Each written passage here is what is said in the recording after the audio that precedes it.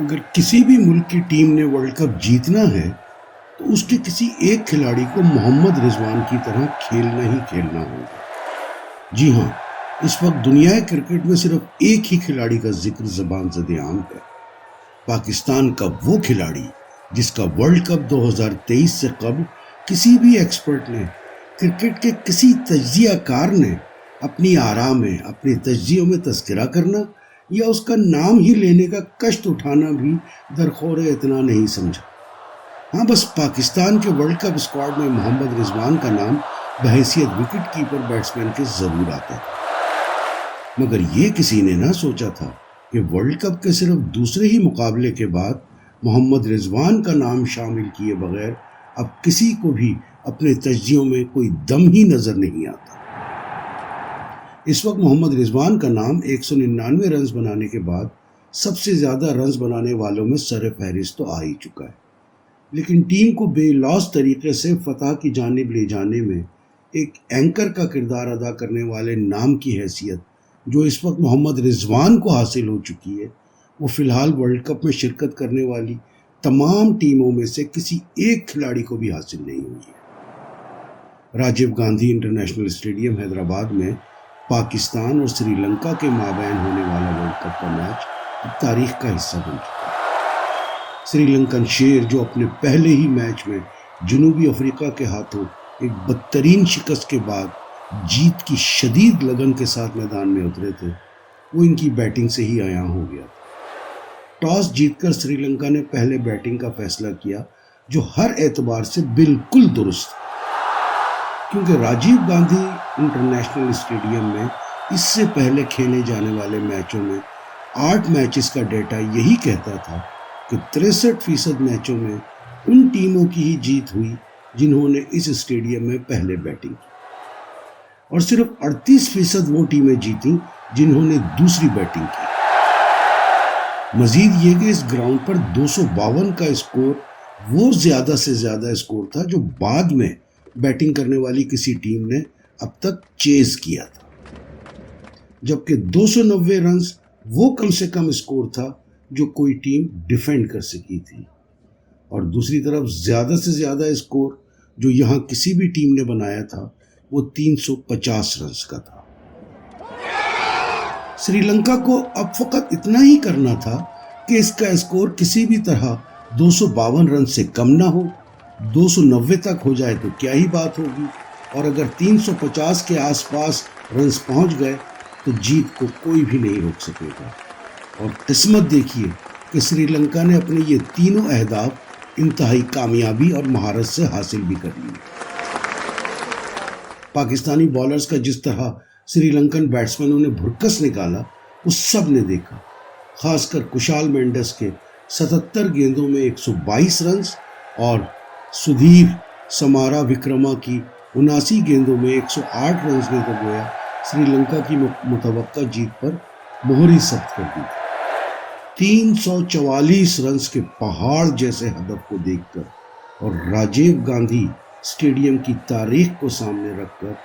ہر expert نے جیت کا فتویٰ سری لنکا کے حق میں پہلے ہی سے دے دیا تھا۔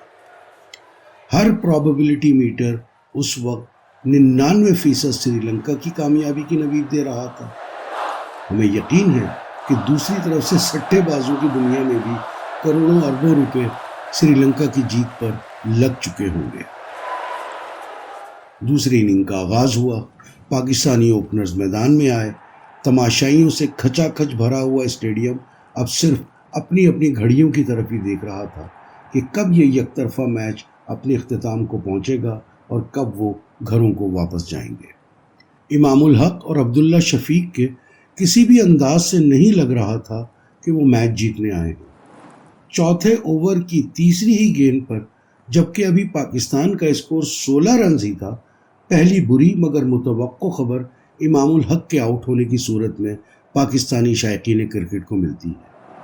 سری لنکا کے دلشن مدوشانکا امام الحق کو ٹریپ کر کے آف پر ایک شارٹ پچ ڈیلیوری کراتے ہیں، یہ جانتے ہوئے کہ امام الحق کو پل شاٹ لگانے کا بہت شوق ہے،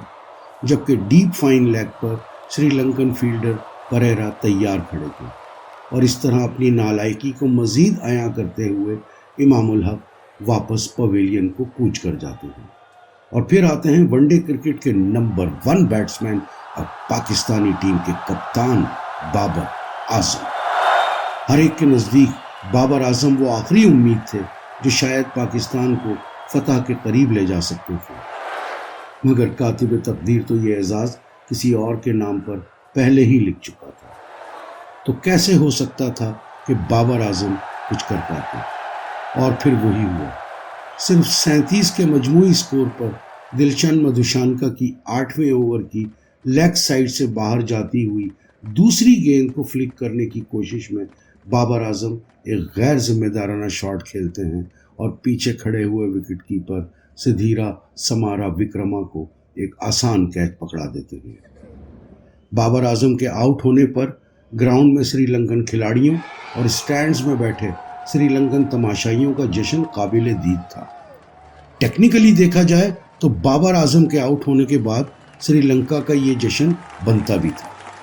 کیونکہ اب وہ میچ تقریباً جیت ہی چکے تھے۔ ان کے نزدیک مزاحمت کی آخری دیوار اب گر چکی تھی، مگر انہیں کیا پتا تھا کہ اب محمد رضوان کی آمد ہے۔ اگر آپ دوبارہ محمد رضوان کی گراؤنڈ میں انٹری دیکھیں گے تو آپ کو محسوس ہوگا کہ اس وقت سری لنکن کھلاڑیوں نے ان کی طرف غور سے دیکھنا بھی گوارا نہیں کیا تھا۔ اور پھر اس تاریخی میچ کے مرد بحران محمد رضوان کی اننگ شروع ہوتی ہے۔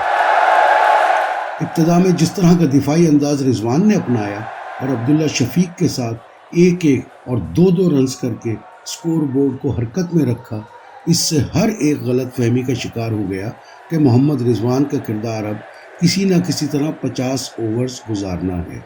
تاکہ پاکستان کو اگر شکست ہو تو کم سے کم مارجن سے ہو۔ بس یہی غلط فہمی سری لنکن ٹیم کو لے ڈوبی۔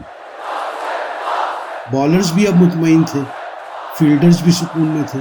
اور خود سری لنکن کپتان داسن چناکا بھی آنے والی یقینی فتح کے خمار میں مخمور ہو چکے تھے۔ وہ تو جب ہوش آیا تو چڑیا کھیت تقریباً چگ ہی چکی تھی۔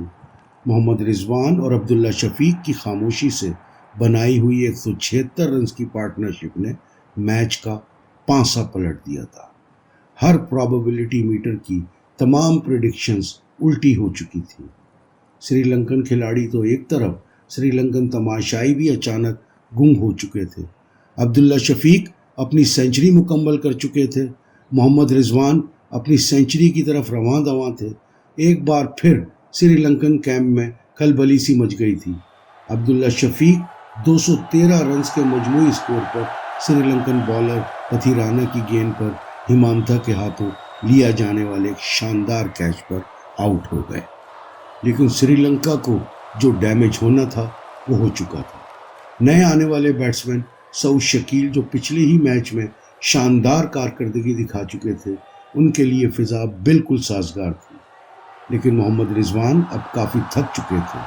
اور ان کی کمر کی تکلیف آہستہ آہستہ سر اٹھانے لگی تھی، مگر آفری ہیں محمد رضوان کی برداشت پر کہ مجال ہے کہ انہوں نے اس کا ذرا سا بھی شائبہ اپنی کارکردگی میں نظر آنے دیا ہو۔ اور پھر وہی آہستہ آہستہ خرامہ نئی پارٹنرشپ کی تعمیر نو کا آغاز ہوا۔ وہ کہ اس دفعہ سری لنکن بہت مستعد تھے، مگر اب حالات اور پریشر وہ نہیں رہے تھے جو پاکستان کی اننگ کے آغاز میں تھے۔ محمد رضوان اور سعود شکیل کی 74 گیندوں میں 75 رنز کی پارٹنرشپ نے پاکستانی جیت کو یقینی بنا دیا تھا، جبکہ باقی رہ جانے والا کام سعود شکیل کے آؤٹ ہونے کے بعد افتخار احمد نے محمد رضوان کے ساتھ مل کر پورا کر دیا، اور اس طرح 48.2 اوورز میں پاکستان نے ایک ناقابل یقین ہدف حاصل کر لیا تھا۔ مگر عجیب بات تھی، جیتا پاکستان تھا، پوری پاکستانی قوم اس جیت پر مسرور و شادہ تھی، مبارکبادیں دی جا رہی تھیں،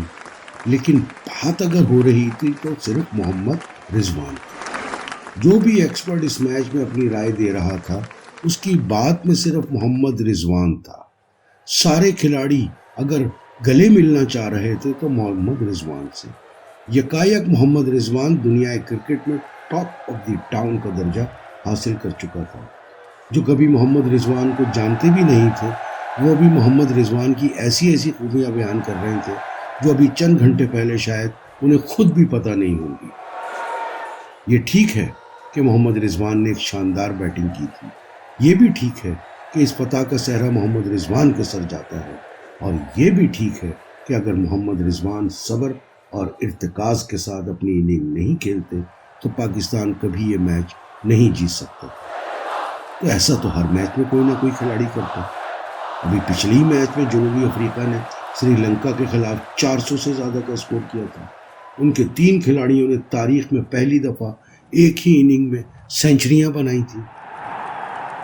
مگر ان کی کارکردگی کا وہ شہرہ پھر بھی نہیں مچا جو تن تنہا محمد رضوان کے حصے میں آیا۔ تو جناب سامنے کی بات، اس تمام کی وجہ ہے محمد رضوان کی وہ سادگی، ایمانداری اور اپنے کام سے لگن، جس کی انجام دہی میں وہ اپنی کمر کی تکلیف کو تو بھول جاتا ہے مگر کسی بھی لمحے اپنے اللہ کو نہیں بھولتا۔ گھٹنوں پر بیٹھ کر لاکھوں کروڑوں لوگوں کے سامنے اللہ کا شکر ادا کرنے سے نہیں چوکتا، اور سب سے بڑھ کر اس کے رویے میں کسی بھی جگہ نہ آپ کو غرور نظر آئے گا، نہ فخر نظر آئے گا، نہ خود ستائشی کی کوئی رمق نظر آئے گی، نہ چال میں کوئی اکڑ نظر آئے گی، نہ گردن اٹھی ہوئی نظر آئے گی، اور نہ ہی اس کی باتوں میں کسی کے لیے آپ کو کوئی تانا سننے کو ملے گا،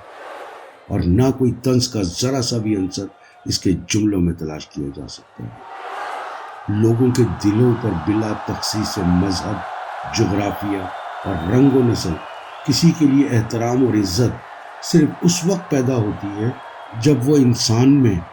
اصلی انسانیت کی جھلک دیکھتے ہیں،